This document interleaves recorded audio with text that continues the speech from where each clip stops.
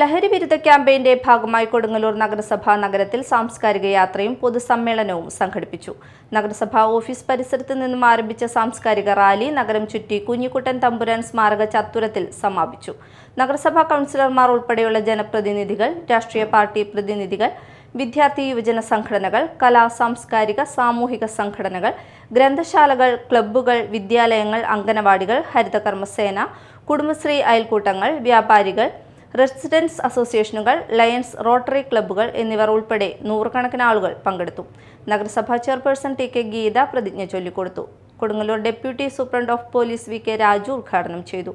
Excise circle inspector Balasubramanian, chairman പള്ളി ഖത്തീബ് Abdul Aziz Nizami, kids coordinator sister Shiny Mol, vice chairman V S. Dinal, Latha Unnikrishnan, K S. Kaisab, L C. Paul, O N. Jayadevan, Sheela Panikkassery, K R. Jayathran, T S. Sajeevan, V M. Johnny, chairman മഹല്ല് president Rafeeq, merchants association പ്രതിനിധി T K. Shaji, വ്യാപാരി വ്യവസായി സമിതി പ്രതിനിധി അമർലാൽ എന്നിവർ പ്രസംഗിച്ചു. തുടർന്ന് കോട്ടപ്പുറം കിഡ്സ് വിദ്യാർത്ഥികൾ ലഹരി ഉപേക്ഷിക്കൂ, ജീവിതം ആസ്വദിക്കൂ എന്ന നാടകം അവതരിപ്പിച്ചു.